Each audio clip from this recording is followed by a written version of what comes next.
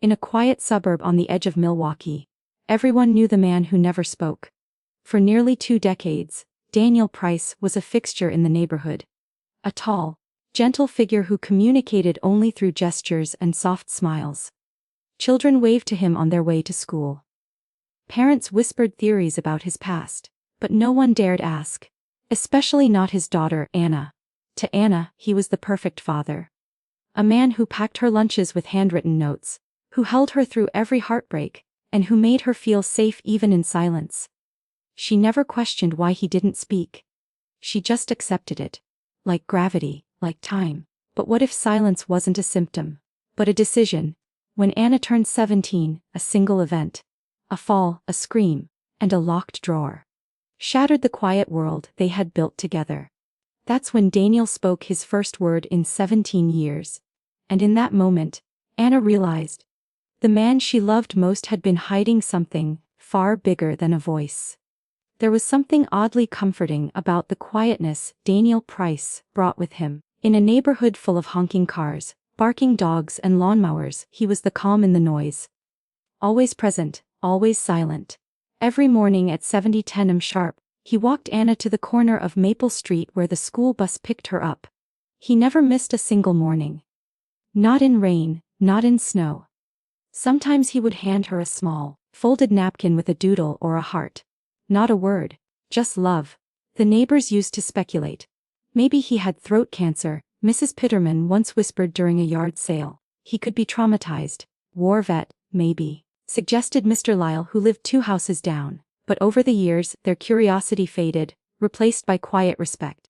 Daniel mowed his lawn, shoveled his walkway, helped carry groceries for the elderly. All without ever uttering a syllable. He became the ghostly heartbeat of the block. Always watching, always kind, always silent. For Anna, growing up with a silent father was never strange. It was normal. She learned early to read his eyes, to catch meaning in the subtle lift of an eyebrow or the softness of a sigh. When other kids complained about being yelled at by their dads, Anna couldn't relate.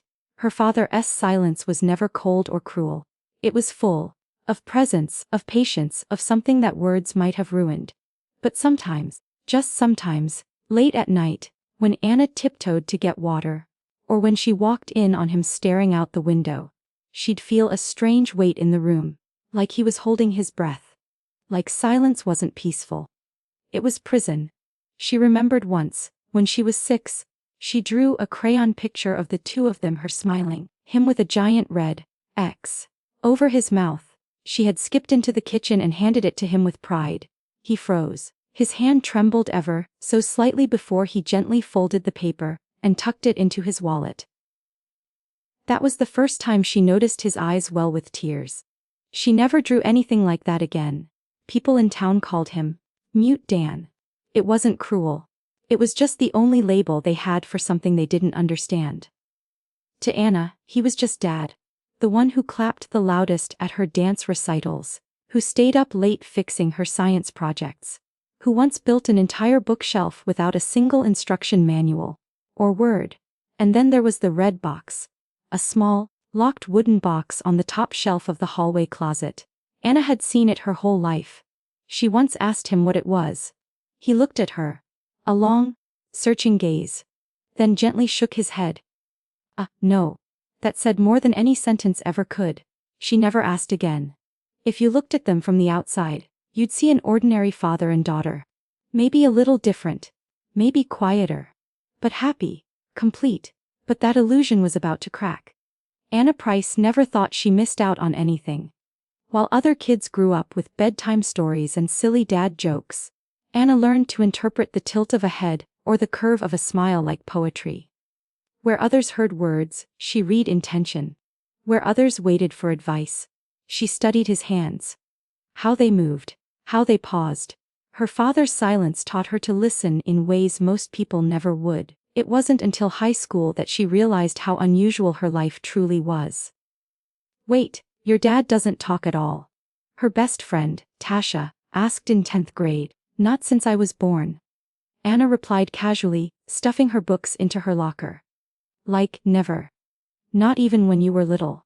Anna shook her head. Never needed to. Tasha looked baffled, like Anna had grown up on the moon. But to Anna, this was normal. If anything, it made her relationship with her father feel more special. Like their own private world, a secret language shared by only two. Still, deep down, she couldn't shake the feeling that something was being protected. Or hidden. She once tried researching selective mutism.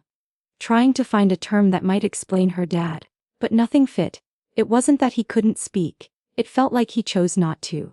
Her father was healthy, strong, capable, his hearing was perfect. He responded instantly to a knock, a whisper, even the soft chime of the oven timer. He was alert, intelligent, and incredibly expressive in every way except voice.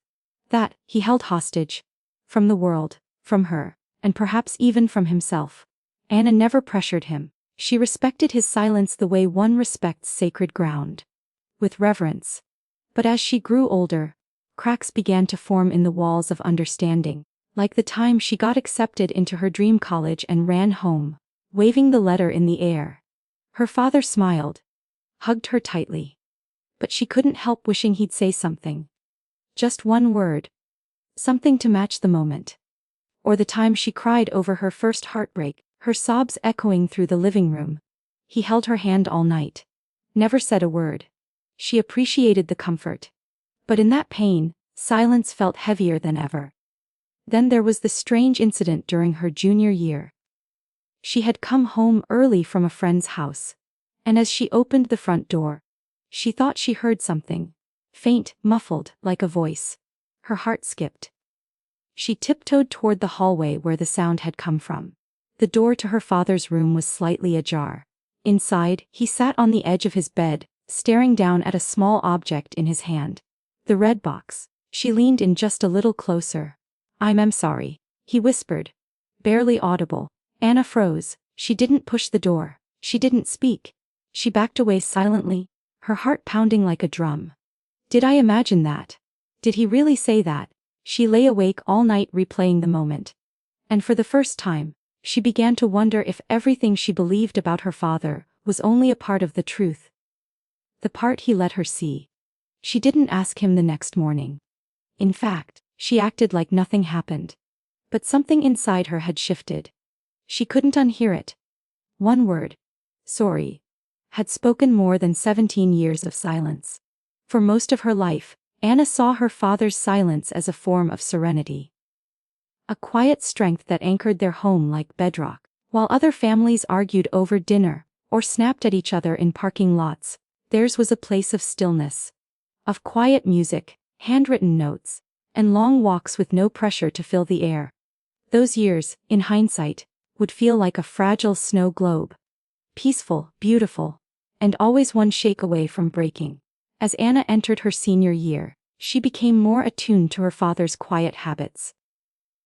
The way he lingered by the window every Sunday evening.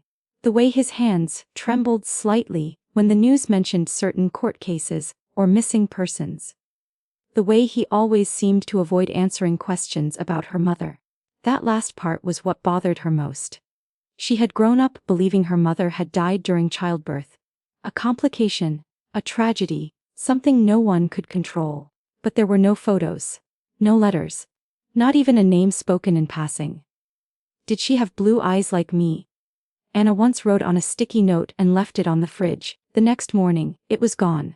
No response, she never asked again. Daniel, for his part, continued life as always. A quiet rhythm of routines.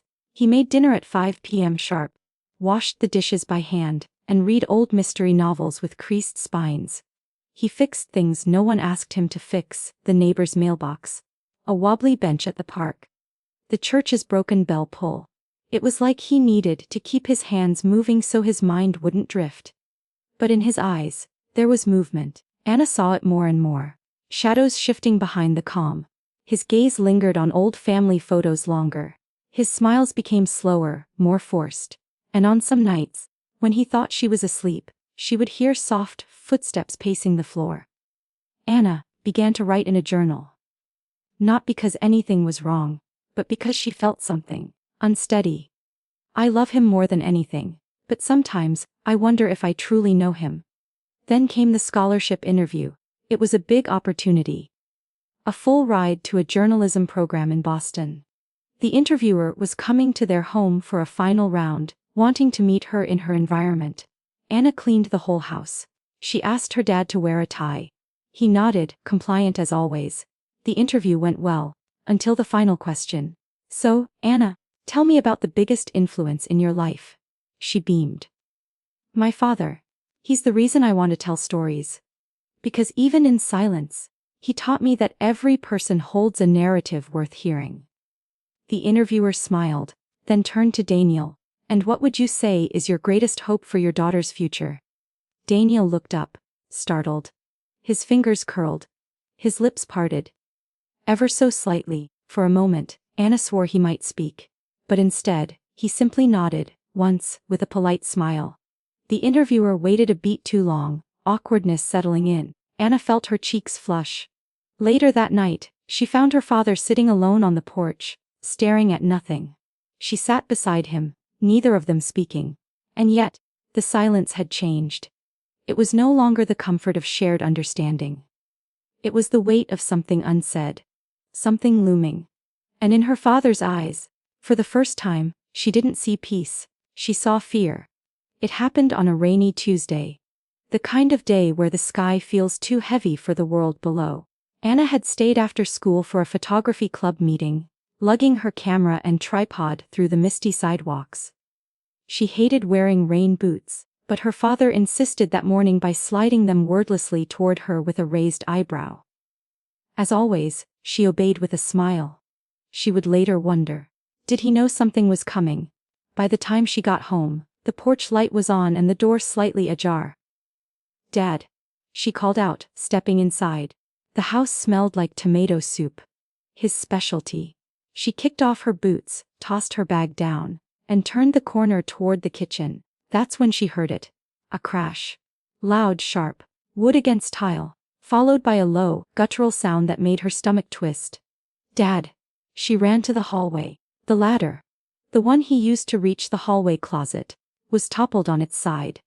Her father lay crumpled at the base, one arm bent unnaturally, his face pale with pain, and next to him, splintered and broken open, the red box. Her breath caught. Scattered across the floor were items she had never seen before. A worn photograph torn down the middle, a small flash drive, a birth certificate with something blacked out in permanent marker, and a bloodied gold locket. Anna froze. Her father's eyes locked onto hers, not with panic, but with something worse, dread. He tried to sit up, wincing. No, stay down, she cried, rushing to him. She pulled her phone to call 911, but his hand shot up, grabbing her wrist with surprising strength. He shook his head violently. He pointed. Not to the pain in his arm, not to the mess, but to the flash drive. Don't, he mouthed. Tears filled her eyes. You need a doctor. Still, he shook his head. Then, slowly, painstakingly, he reached into his back pocket and pulled out a pen. With shaking fingers, he scribbled on her palms. Don't tell them what you saw. The paramedics arrived minutes later. Anna followed instructions, replaying his fall, pretending she hadn't seen the box, or what was inside. She scooped up the scattered items and shoved them into her backpack, her hands trembling the whole time. At the hospital, she sat beside him as they wrapped his arm in a sling. He never spoke. Not to the nurses, not to the doctor, not to her. But his eyes begged her to forget. She couldn't. That night, in the silence of her room, Anna opened the contents of the broken box on her bed. One item at a time. Slowly, carefully. The photograph was of a woman, her face kind, familiar, eerily so, torn right through the middle. Anna flipped it over. In faded ink was written, Mara, 1987. Don't let her be forgotten. The locket opened to reveal the same face. Blood crusted along the edges. Anna's breath caught in her throat. The birth certificate had her name. Her birthday. Her father's name. But where? Mother. Should have been. It was scribbled over so thickly it tore through the paper. And the flash drive. She didn't dare open it. Not yet. Because she knew. Whatever was on it would change everything. And for the first time in her life, Anna was afraid of the man who had never spoken a word. Anna barely slept that night. The red box, now crushed and half empty, sat on her desk like a corpse refusing burial. The locket remained in her palm for hours. It was heavy. Not from weight, but from memory. From meaning. She stared at the flash drive for what felt like hours. Something about it terrified her. It wasn't just data. It was a truth someone went through great lengths to bury. A truth her father had kept from her. For 17 years, she didn't plug it in. Not yet. Instead, she grabbed her camera, the one she always carried to photography club. She needed normalcy. She needed clarity. Click, she snapped a photo of her bedroom window, the moonlight casting silver lines across her desk. Click, her bookshelf. Click, the red box. Then she paused. Her camera's memory card was almost full. She plugged it into her laptop to clear space. That's when she noticed something odd. There was a video she didn't recognize, one she hadn't taken. Confused, she opened it. It was a shaky, silent recording from 2 days earlier. Her camera must have been accidentally triggered while in her bag. At first, the footage was nothing, bouncing images of the sidewalk, her friend's legs, laughter in the background. But then it shifted. A familiar scene came into view. Her front porch. She had placed her bag down for a moment while she fished for her house key. In that time, the lens caught something unexpected. The front door had been ajar, and through the narrow crack, the camera had captured Daniel. He wasn't sitting in his usual chair. He was holding the red box, staring at it, and speaking. Anna's heart stopped. The audio was faint, muffled, barely audible. She boosted the sound.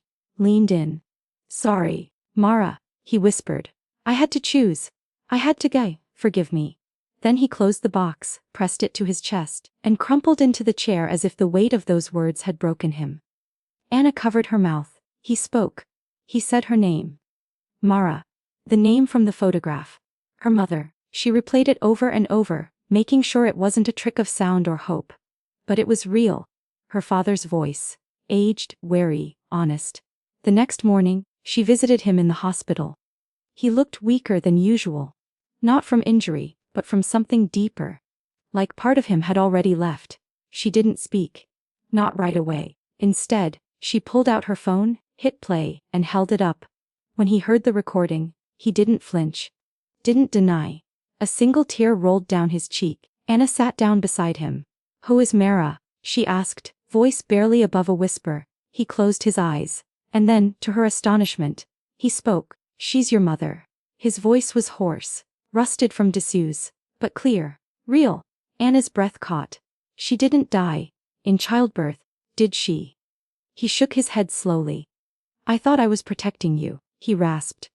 But the truth, it was never mine to hide. The room spun, her hands trembled. The man she had loved her whole life had just shattered everything she thought she knew. With just 4 words. "She's your mother." For 17 years, Anna believed her mother had died the day she was born. A complication, a tragedy. The kind whispered about but never fully explained. It was the story she had wrapped herself in like a childhood blanket. It didn't offer warmth, but it offered closure. Until now. She didn't die during childbirth. Daniel confessed again, his voice raw, like every syllable scraped against years of silence. She died, 4 days later. Anna gripped the arms of her chair. "How?" His eyes fell to the floor. He didn't answer. That silence. This silence. Was different. Not gentle, not protective. It was shame. "Was it an accident?" she asked, though her gut already screamed no. He shook his head. "Did someone hurt her?" Still no answer. "Did you hurt her?" This time, his whole body tensed. Anna's stomach turned. "Dad, tell me the truth." He didn't look at her. Instead, he reached for the drawer beside his hospital bed and pulled out a folded document. Yellowed with age. It was a police report. Her hands trembled as she unfolded it. Subject: Mara Price. Cause of death: blunt force trauma. Investigation status: suspicious circumstances, no arrest made. Witness statement: Daniel Price. Nonverbal. Anna's blood ran cold. She read the date again. Her birthday, and 4 days later. The same time frame he just admitted. "What happened to her?" Anna whispered. Daniel looked up at her, eyes glassy. "She wanted to leave, with you." Anna's breath caught. "She said I wasn't stable," he went on. That I wasn't safe. She wanted full custody. Said I had darkness. She was going to take you and disappear. He paused. Swallowed hard. She was right. Anna felt like she couldn't breathe. There was a fight. He continued, voice shaking. Voices, slamming doors, the locket. It flew off her neck when she fell. He looked directly at her now. I didn't mean to.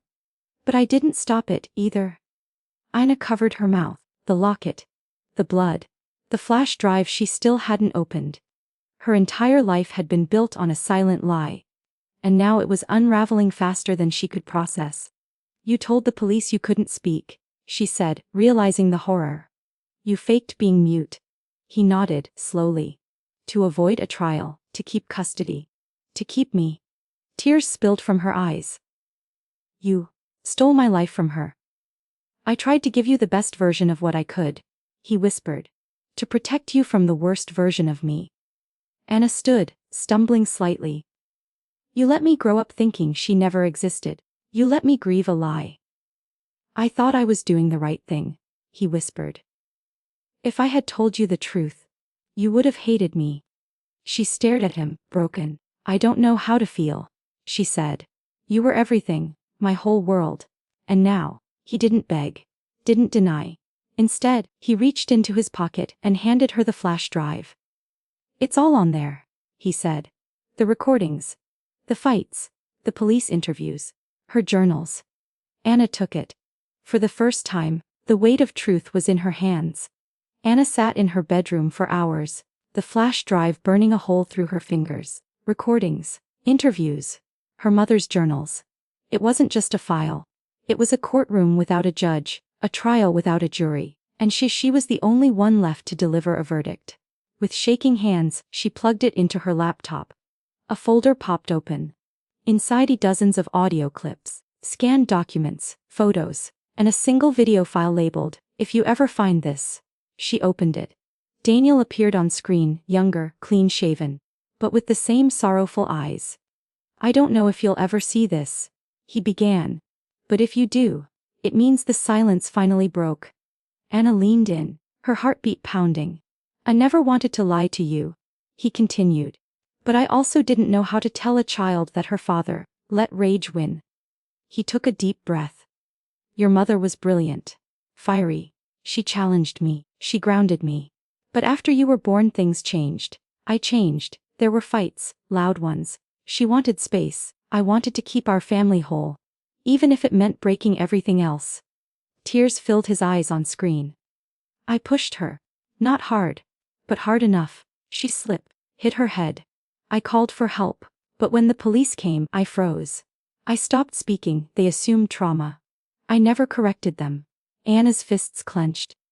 It kept you because I was all you had left. And because losing you would have killed what little of me remained. He paused. Then looked directly into the camera. I know I don't deserve forgiveness. But I kept every piece of her I could.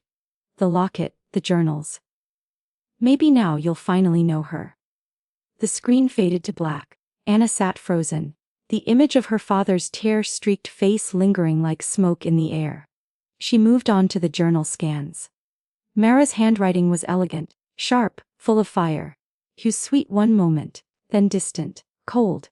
I'm scared for the baby, scared for me. I tried to leave today, he begged me to stay. Cried like a child. Promised it would be different. I want my daughter to know I loved her. That I fought to keep her safe. Anna's heart broke with every word. She played one of the audio files. Mara's voice, soft but exhausted. If anything happens to me, I need someone to know. Daniel isn't who he used to be. Please protect my daughter. Anna closed the laptop, hands trembling. She had enough evidence to take to the police. Enough to reopen a case. Enough to have her father tried for manslaughter. Or worse. But 17 years had passed. Statutes. Time. And a town that never questioned a mute man with kind eyes. There would be no courtroom justice. Just her. Alone with the choice: bury the truth again, or become its voice. That night, Anna sat across from her father in the hospital. He looked older, smaller, like confession had aged him decades. I watched the video, she said. He nodded. I read her journals. His eyes filled again, but he didn't speak. I don't know what to do, she admitted. I'll accept whatever you decide, he rasped. Even if it means losing you. She didn't answer. Not yet. Because justice, she realized, wasn't always found in handcuffs or headlines. Sometimes, it came in the quiet space between grief and truth. And in that space, Anna was still searching. Anna couldn't look at her father the same way. Even as he sat across from her, frail and quiet, the man who once seemed like a sanctuary, now looked like a stranger cloaked in borrowed kindness. She walked through their house like a museum. Everything suddenly imbued with sinister undertones. The bookshelf he built with care, touched by hands that once shoved her mother into death.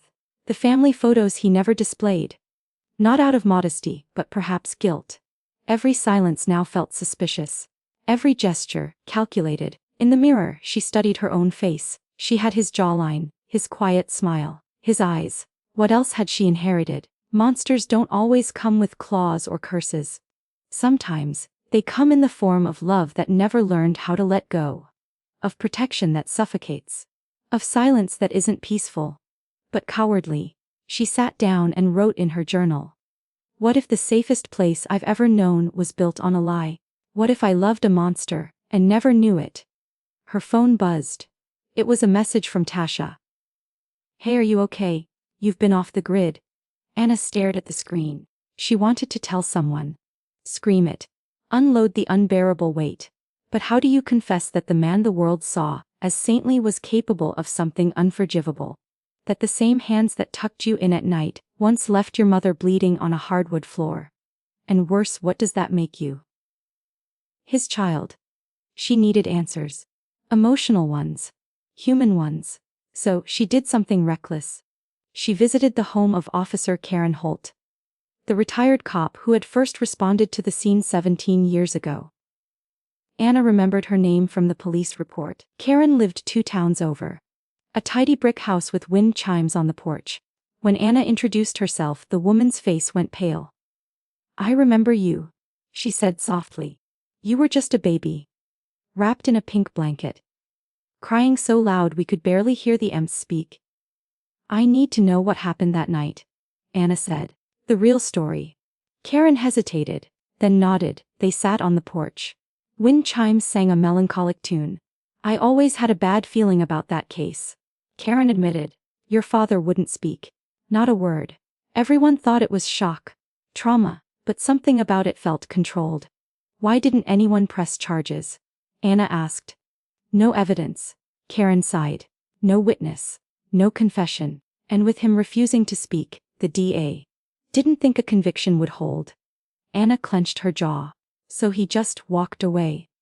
Karen met her eyes. He carried you out of that house, Anna. Blood still on his hands. He looked down at you like you were all that mattered. I don't know if that makes him guilty or just broken. Maybe both. Anna thanked her and left, her heart torn in jagged pieces. That night, she returned home and stood in the hallway. Her father's door was cracked open, just like it had been that night of the fall. She knocked. He looked up, startled, almost afraid. She stepped inside, closed the door, and said nothing. Then, in the same broken voice he once used to confess, I'm afraid of what you made me, Dad. He didn't defend himself, because monsters don't argue when the mirror finally speaks. Anna had reached her breaking point. She couldn't sleep, couldn't eat. The house creaked differently now, like the walls themselves were ashamed of the silence they'd kept. She kept Mara's locket on her nightstand.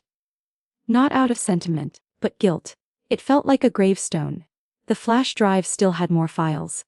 Anna had avoided them, afraid that more truth would be more unbearable. But truth had a way of knocking, and this time, it arrived with a literal knock on the front door. A man stood there. Mid-50s. Olive coat, a scar beneath his left eye. Are you Anna Price? He asked, holding up an old photo.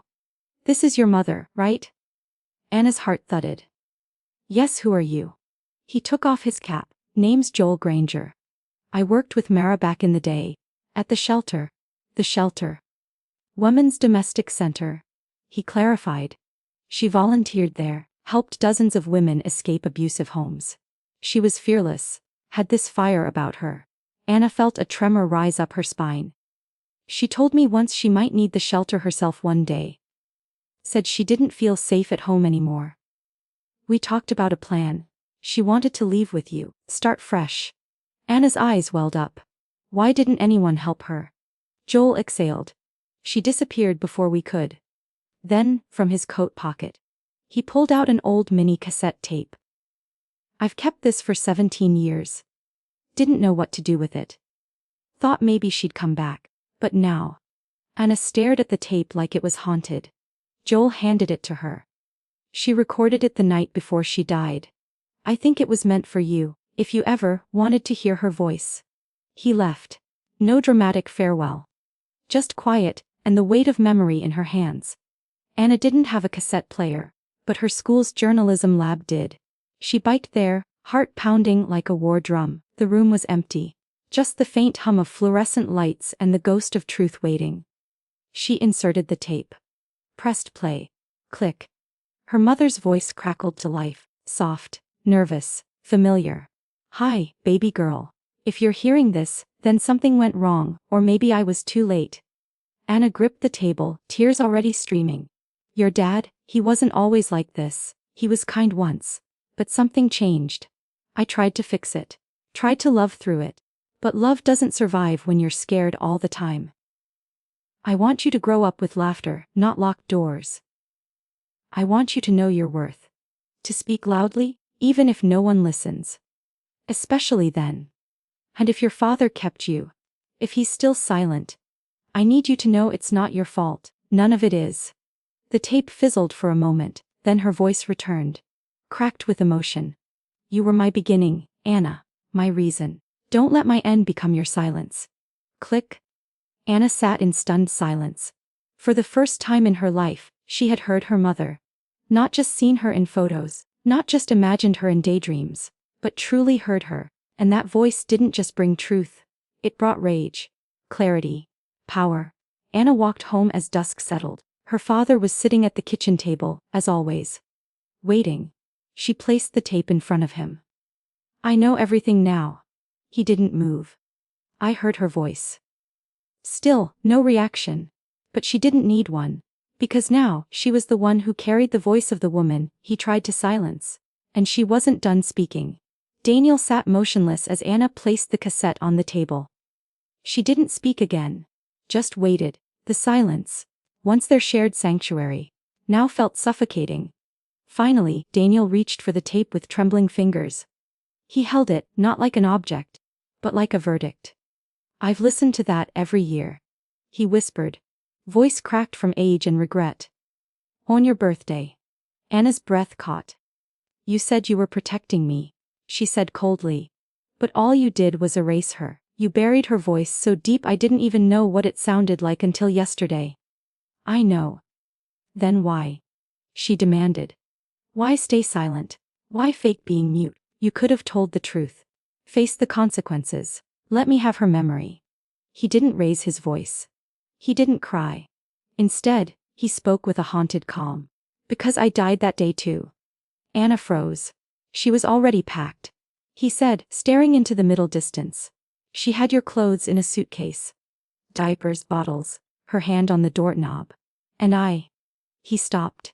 Swallowed hard. I told her she couldn't leave with you. That I wouldn't let her. She laughed, said I didn't have a choice. I grabbed her arm, she pulled away, slipped, hit the corner of the cabinet. He looked down at his hands. It happened in 3 seconds. 17 years ago, and I've lived every one of them in that moment. Anna's voice was ice. That's not justice. No. He agreed. It's not. I could go to the police, she said, though the fire in her voice was burning low now. I should. I won't fight you, he said. In fact, I expected this. He reached under the table and pulled out an envelope. Inside a signed confession, addressed to the district attorney's office. Anna opened it with shaking hands. Everything was there. Dates, timelines, the truth. He had written it long ago. You planned this, she whispered. He nodded. The day I heard her last tape. I knew one day you'd find everything, and I'd have to pay. Then why didn't you mail it? I was waiting for you to be old enough to understand. To choose. That hit her harder than anything else. All this time, he hadn't been avoiding punishment. He had been waiting for her to be the one to hand it down. Anna felt herself sink into the chair across from him. You let me grow up in a fairy tale, she said. I let you grow up in a lie, he corrected softly. Because the truth would have ruined you. And I'd already ruined enough. Tears welled in her eyes again. You were my hero, she whispered. He reached across the table, didn't try to take her hand. Just laid his palm flat, a silent offer. The way he used to when she was scared as a child. But this time, she didn't take it. I don't know if I'll ever forgive you, she said. You don't have to, he replied. Just don't carry the silence like I did. And in that moment, she realized. His punishment had never been prison. It had been existence.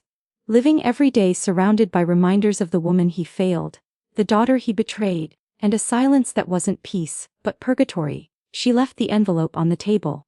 No decision yet, because justice, real justice, wasn't about revenge. It was about truth. And now, for the first time in her life, she held all of it. The confession sat untouched on the kitchen table for 3 days. Anna walked past it every morning, every night. Its presence loomed like a ticking bomb. Not loud, not violent, but impossibly heavy. Each time she looked at it, she saw both versions of her father, the silent protector, and the silent destroyer. On the 4th morning, a new envelope appeared beside it, her name written in his unmistakable handwriting. She hesitated, then opened it. Inside was a letter, no dates, no dramatic preface, just her name, and the voice of a man who had nothing left to hide. Anna, you are the only thing I ever got right. Not the silence, not the lie, not the way I tried to erase her memory to preserve yours, but you. Your laughter, your stubbornness, your questions. You were the echo of everything good Mara ever touched, and I drowned that echo in 17 years of fear. You don't owe me forgiveness. You don't even owe me understanding. But I wanted you to know that I did love her, desperately. And when she died, I didn't just lose her. I lost the only version of myself worth being. I tried to rebuild from the rubble, to give you something stable, but every nail I hammered, every meal I cooked, it was just noise to fill the silence I created. You always said silence could be beautiful. I hope someday, you find the version that is. I love you. Dad. By the end, Anna's hands were shaking. It wasn't a plea. It wasn't an apology wrapped in manipulation. It was just human. She walked into his room. He was sitting in the armchair by the window, the light casting long shadows across the floor.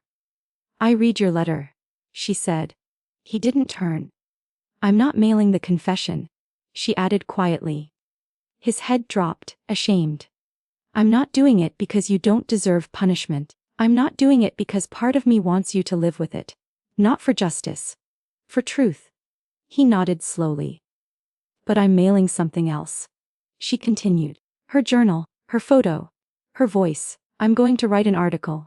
About women who disappear without justice. About voices that go unheard. And hers will lead. That finally made him look up. You can't bring her back, Anna said. But I can make sure no one forgets her again. And then, for the first time since the truth had shattered their world, she stepped forward. He stood, slowly, unsure, guarded. Then she opened her arms, not wide, not fully, but enough. And he stepped into them.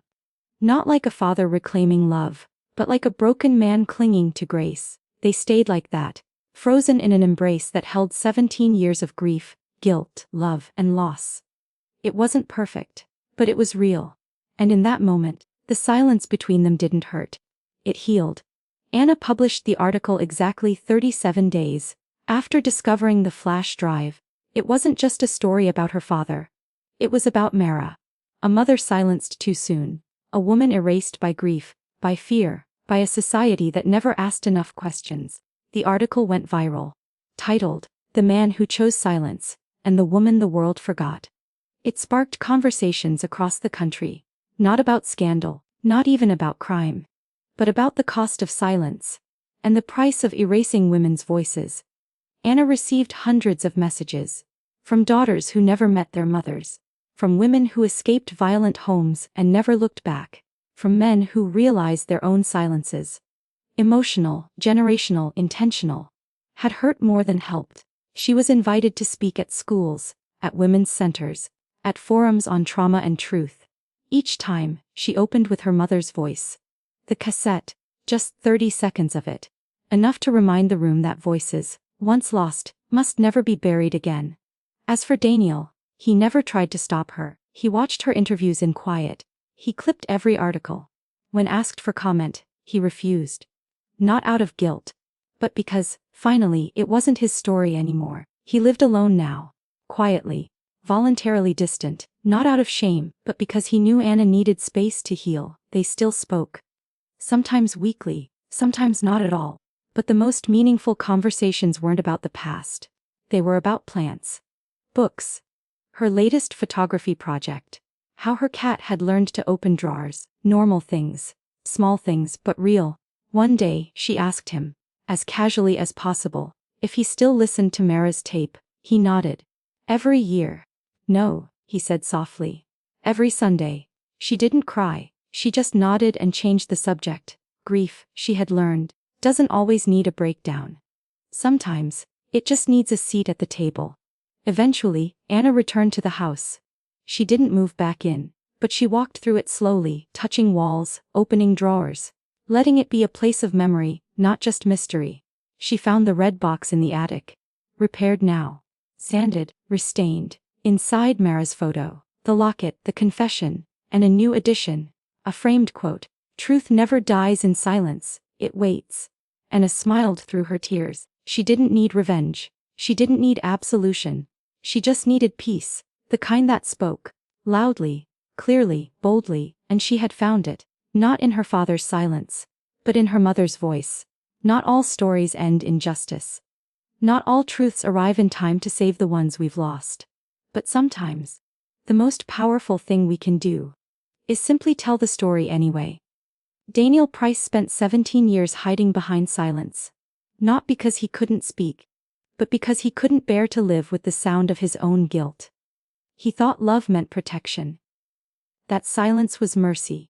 That erasing the past would keep his daughter safe. But Anna taught us otherwise. She showed us that truth, even when ugly, even when late, is the first step toward healing. That grief doesn't need revenge, just recognition. And that even the softest voice, when given a platform, can echo louder than decades of silence. This wasn't a story about a villain, or a hero. It was a story about choices. About the cost of lies, the weight of forgiveness, and the strength it takes to speak, even when your voice shakes. So if you're carrying your own silence, break it. Because someone out there is waiting to hear the truth. Even if it's been 17 years.